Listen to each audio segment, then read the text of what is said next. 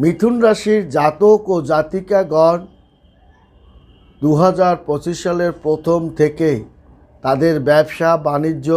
উন্নতি দিকে ধাবিত করতে পারবে বৃহস্পতির কৃপায়, এবং বড় ঠাকুরের একটা পূর্ণ আশীর্বাদের কারণে